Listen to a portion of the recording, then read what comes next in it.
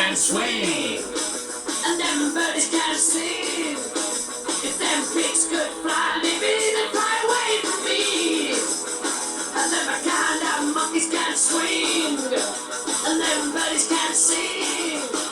If them pigs could fly. Greetings everybody, welcome to Vinyl Junkie of the Digital Age. Today is going to be a very different video for you. Without any irony, I can declare that this rock and roll band, Slade, is the greatest rock and roll band ever produced by Great Britain. The Stones have outlasted them. The Beatles sold a lot more records. But this band went through such tough, gritty times to be one of the best bands we've ever produced. They mastered glam rock. They sunk almost without trace after trying to break America, and then rose again like a sphinx in the 80s with some new material and a new sound. Slade. So this set of videos, this is the first one, is called Slade In Flame at 50. Because a lot of us Slade fans, and you're going to hear some names today, have been celebrating the fact that the Slade In Flame film, soundtrack and original novel are breaking 50 years about now. Slade's trajectory in the 70s was a continual upward one. From the gritty, grimy industrial Midlands, they rose to glam rock superstardom in the 70s. By 1974, Chas Chandler, their manager, was looking at the next move for the band to keep them engaged, constantly changing and challenging themselves. What could they do next to gain even more success? And his idea was to produce a film, Slade In Flame. Now, the film was not a rambunctious, fun, knockabout, slapstick kind of a movie that everybody was probably expecting. Instead, it was a harsh look at the underbelly of rock and roll. It looked at the seedy side, the corruption, the managers doing nasty underhand things. And the screenplay was by a guy called John Birkin. We're going to look at the books today of Slade In Flame at 50. So DVD, this particular copy I've got was the Union Square one, which comes with the CD that I was playing a track from there. I'll play something else from that later on. That track was called Them Monkeys Can't Swing. This is the novel of Flame, which was available at the time for the princely sum of 50p. I bought mine in W.H. Smith's in Harpenden, and this is a gritty story. The film leaves a lot of the violence and explicit scenes out. It leaves a lot of the swearing out that is in this book. And it's a lovely little volume. You can still buy it brand new through all your usual platforms and retail stockists of things. And in the middle of the novel, and it is a novel, it's a story, it's got nothing to do with Slade as such. It's about a mythical band called Flame. There's some fantastic pictures in the middle of the book from the film, still scenes from the film. And playing behind me is some more footage from the film as well. So there we are, a lovely little book. And the story basically is of the mythical band Flame rising from obscurity to success. But along the way, there's a lot of nasty things go on in order to achieve that. And you actually see the kind of very basic accommodation that's afforded rock bands when they're touring. The very cramped changing rooms. Some of the less glamorous side of being in a rock band. And Slade were not just portraying aspects of their own career. They were giving, in the film, there are so many scenes that have happened to other bands. And everything in this film has really happened to all different bands. Some of the bits and pieces probably happened to Slade, not all of them.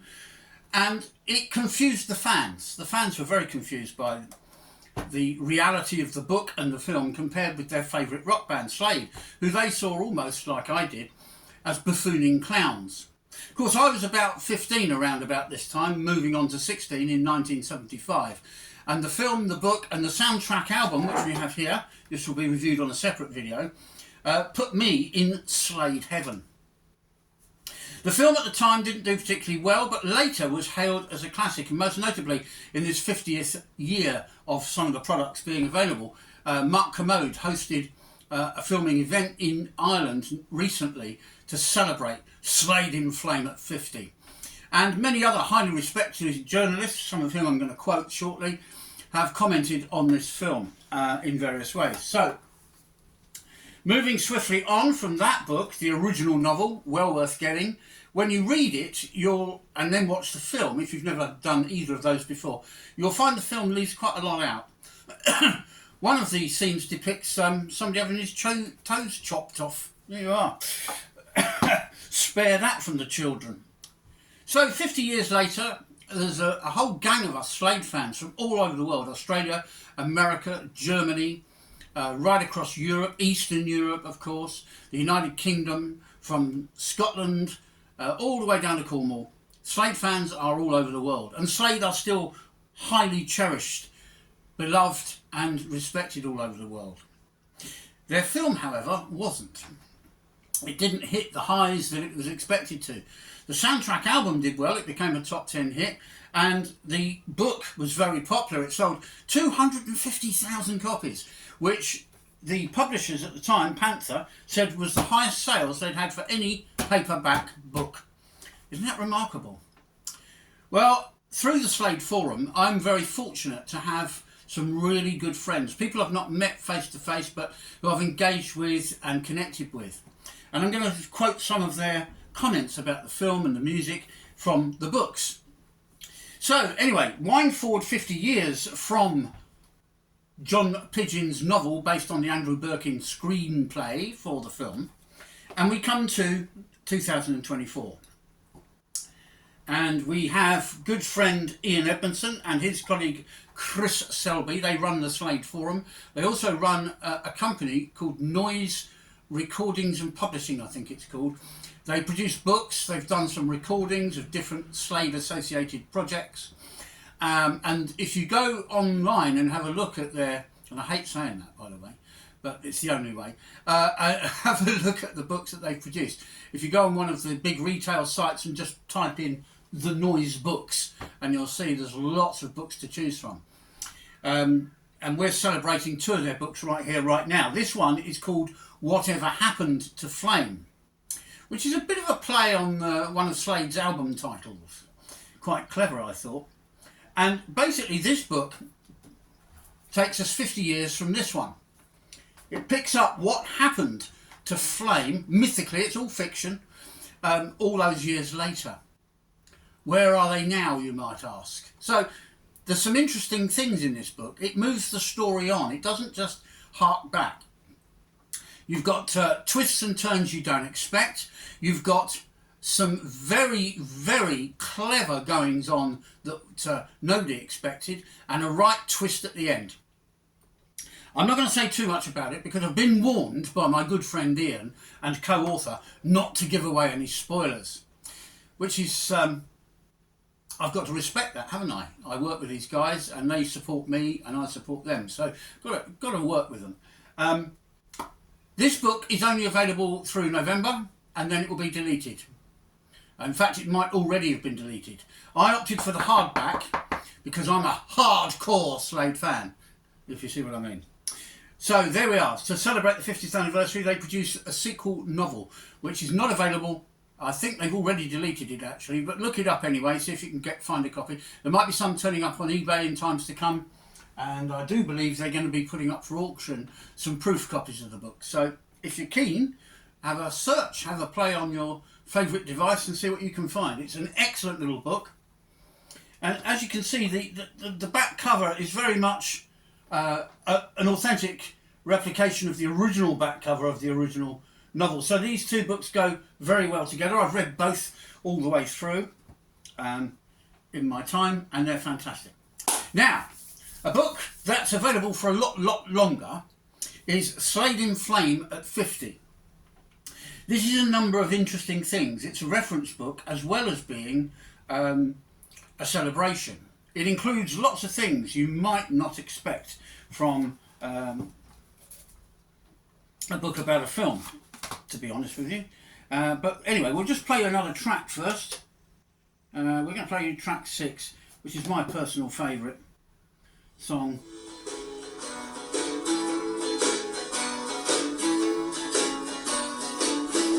seen the yellow lights go down the Mississippi. I've seen the bridges of the world and they're for real. I've had a red light on the wrist without me even getting kissed. It still seems so unreal. I've seen the morning in the mountains of Alaska. I've seen the sunset in the east and in the west. I've sang the glory that was Rome and passed the hound dog sing us home. It still seems for the best. And I'm far, far away with my head up in the clouds. If any of you have not really delved into Slade before, you probably thought they were a very limited band with Come On Feel the Noise and the Christmas hit single being their main claims to fame. How wrong you all were. But many of you watching, of course, are already Slade fans, and many of you are in this book. Let's go on and look at the book, shall we? Slade In Flame at 50. For the whole of November, you can get this hardback edition, which I've done because I'm hardcore, yeah, me. I'm hardcore, I am. So that's available throughout November. It ain't cheap, my friends. It's 45 quid if you want the hardback. But for that, you're getting immense quality, a lot of in-depth detail, research, and collation of a lot of stuff. This is the back cover of the book. As you can see, it's beautiful. And it's all Flame associated. The authors have resisted the temptation of promoting some of the other noise products on the back there, but you can find some details of them in the book if you're interested. So this is a brilliant book. If you get the softback version in colour, it's only 25 quid and it's an absolute bargain. And for a limited time, there's a black and white version if you're not bothered about colour. But I think if you're into Slade and you into this film, the colour is all part of it. It's all part of the packaging and promotion. So we're going to look in this book and tell you a bit more about it. What does it cover, first of all? As with any book, this is the most important thing, the contents of the book. Now, a lot of the content of this book is available elsewhere through other means. You can go online and look up pictures. You can go online and look up the articles that are in the book, some of the interviews, quotations, and so on, if you know where to look. What this book does is far more valuable. It collates all of that you can find across the internet into one volume. Something you can hold in your hand, put on a bookshelf. It looks good, doesn't it? Handsome thing. And you can dip in and out of this book. You can read it cover to cover. You can do what you want with it. It's a fantastic book. And what it covers is this. We have a foreword by a guy called Darrell Easley. He wrote a biography of Slade called Whatever Happened to Slade. And it's an excellent book. So he writes a foreword in here. Then there's an introduction area. There's the albums. Now that is plural because the American issue of Flame was different from the European and UK issue. It had a different track listing, strangely enough, and contained a couple of tracks that had nothing to do with the film whatsoever. Very odd, but there we are. It talks about the singles that were released from the album. We were just listening to Far, Far Away. That was one of them. Other songs associated with the film. For example, in one of my videos, I'm going to play you a B-side called Can You Just Imagine?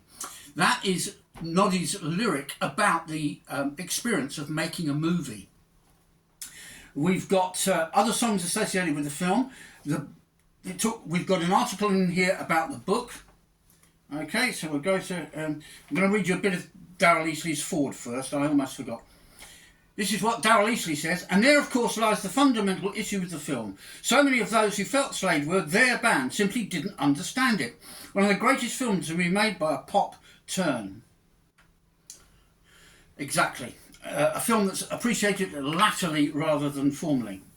Now we have some detail about the book. 150,000 copies sold instantly in 1975. Pretty good for any book, said Nick Webb, the editorial executive at Panther Books at the time.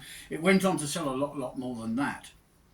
And it's, as I showed you my paperback, and there's some press clippings at the time. There's a lot of information in this book, a hell of a lot. And here on the back we see the W.H. Smith's advert with the book there. 50p, I ask you.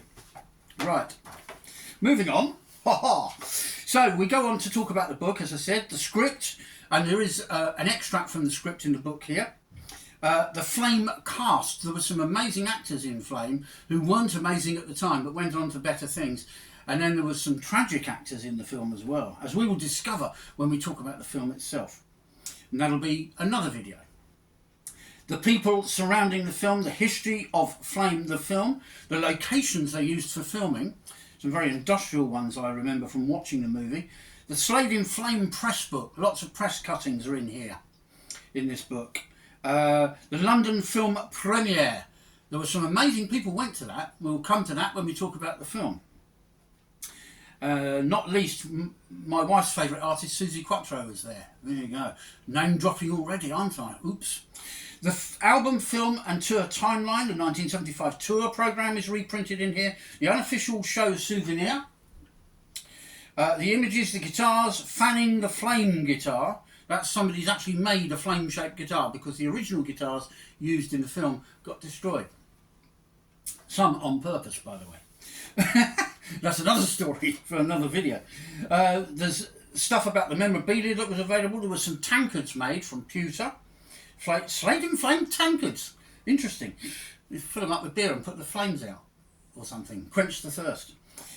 We've got stuff from the press, Flame Tales. There's a full interview with Tom Conti, who played a dodgy businessman called Mr. Seymour. Jared Mankiewicz on shooting Slade. He was Slade's go-to photographer in those days, and he would have been responsible for all the photographs and things you see on their products and merchandise.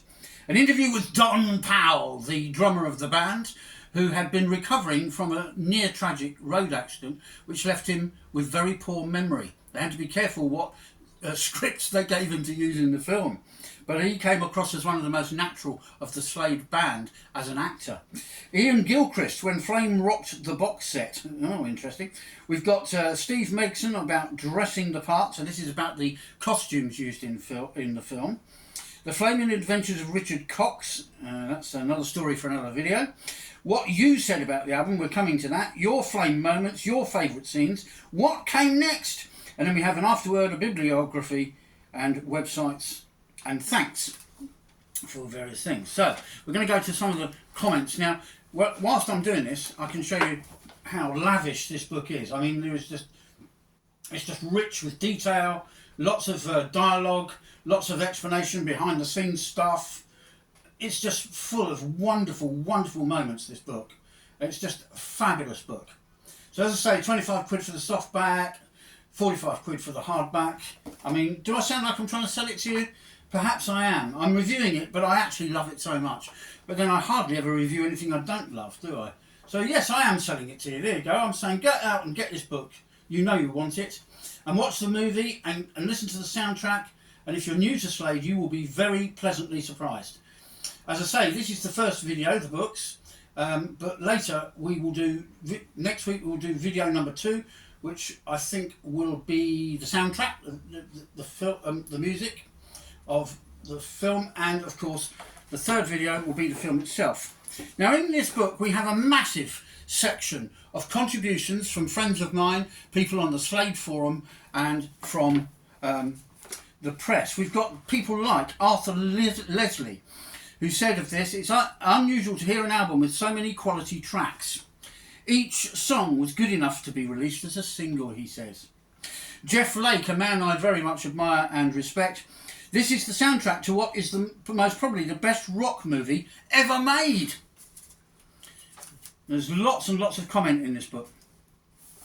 He goes on to say, the soundtrack though was Slade tackling new areas as the previous album had shown. Old, new, borrowed and blue. Slade were not just a one-trick pony. Well said, Jeff.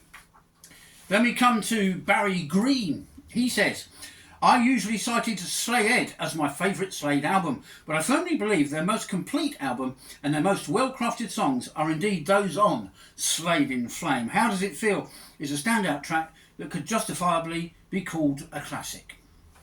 He says, yeah, well, can't argue with that. Henrik Juhl Christiansen, as an album, Slade In Flame delivers us the foursome, the 4 members of Slade he means, at the absolute top of their considerable creative powers. It's hard to argue with that comment, Henrik. Steve Classic, a man I very much admire, he comes from Australia, where Slade did very well for a short while and then suddenly petered out for no apparent reason. He says, I was knocked out by How Does It Feel when I heard it for the first time as the opening track to the soundtrack album. I thought it was really clever and quite complex song, and it remains a favourite to this day. And there's the rub, you see. Whenever Slade did anything clever, that's when they didn't sell. People didn't expect Slade to be clever, hence they didn't expect a film as dark as this one. And from the books, they certainly wouldn't have expected what you get in these two books that we've been talking about. Paul Skelton, oh, I wonder who that is. Oh, it's me. This is what I said about it. About How Does It Feel, the first track from the soundtrack.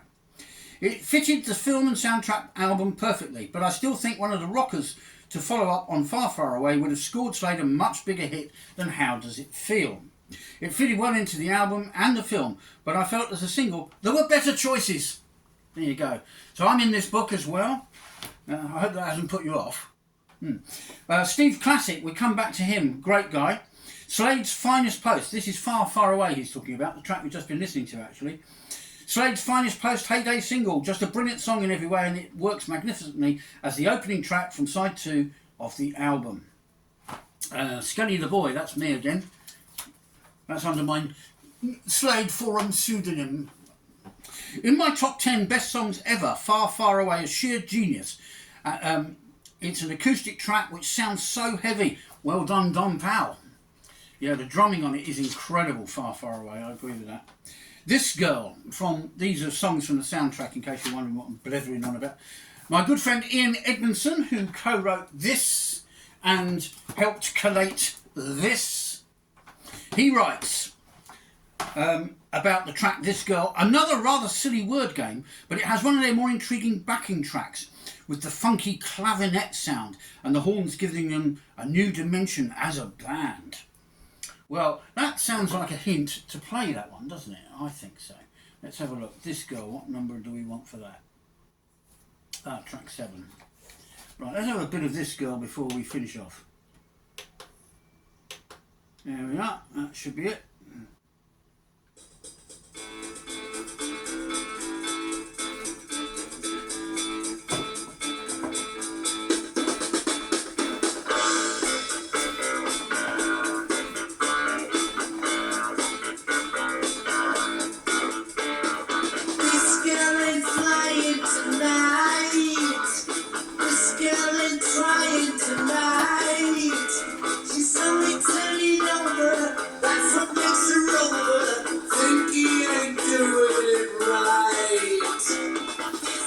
So there's a bit of This Girl. We'll play some more of that in a moment. Lay It Down, Lassie62 from the Slade Forum says, another great rock song, not a bad track on this album. Jeff Lake, my good friend Jeff. Don Powell came across as the best actor for me, and he wrote his own movie review on Amazon, so you can look that up. Jeff Lake, dear boy. He also says Slade In Flame hit the cinema in 1975, followed very quickly with a British tour. However, Slade found that the tour was not a big sellout as the previous tours had been. To this day, some think Slade's delve into the music business was a mistake.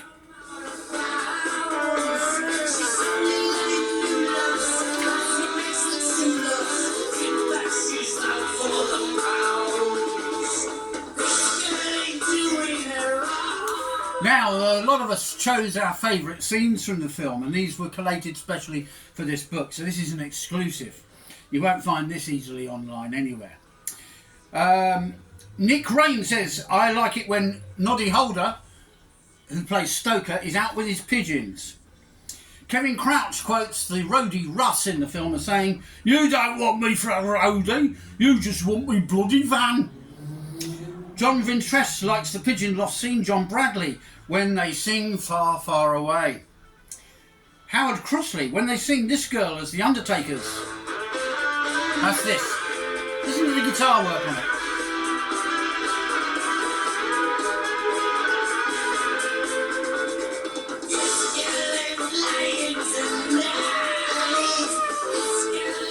So yeah, that track in the movie is when they're still called the Undertakers and Noddy Holder comes out of a coffin. Oh, a spoiler, sorry. Paul Skelton, that's him again. Being shot in the pirate radio station with Tommy Vance. Tommy Vance played Ricky Storm in the film, a DJ on a pirate radio station.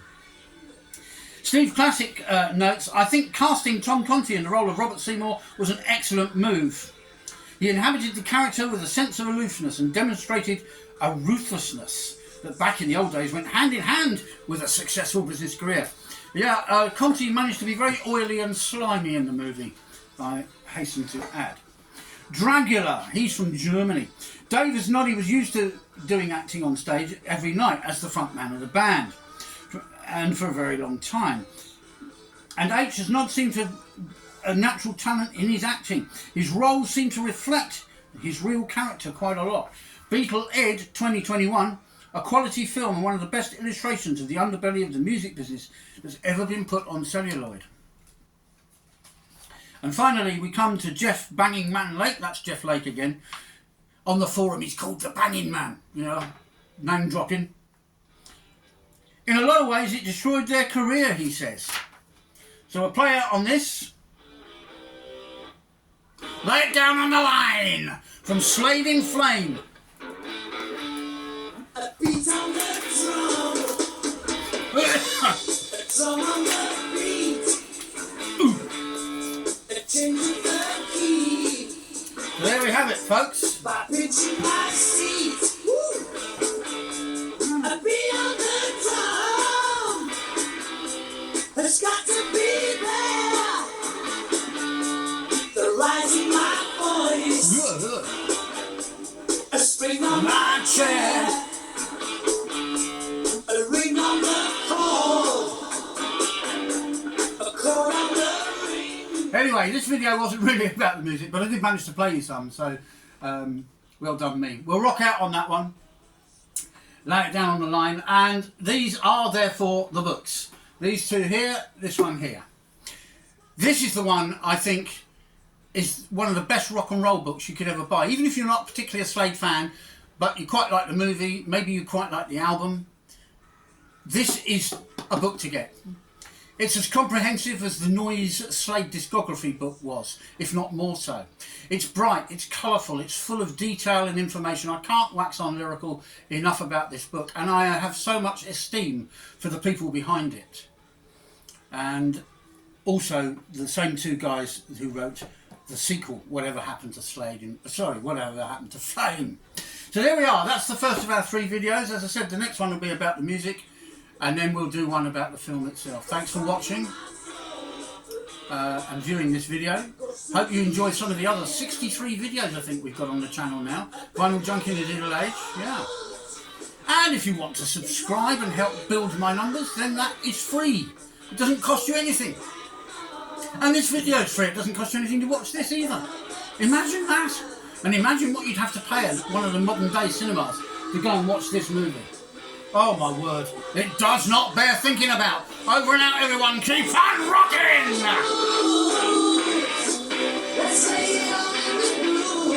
You like the poster? Let's make the wind that may cry.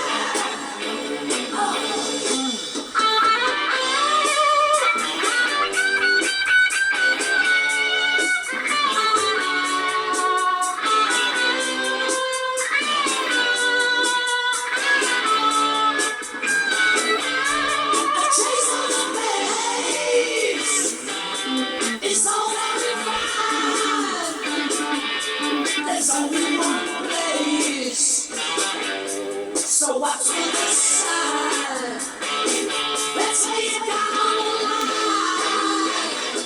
Let's lay it down while it shines. Let's lay it down on the grooves. Let's lay it on in the grooves. Let's lay it down on the time. Let's make the wind that may cry. Let's lay it down on the line. Let's lay it down while it shines. Let's lay it down while it moves. Let's lay it on in the groove. Let's lay it down while it's time. Let's make the wind that may cry.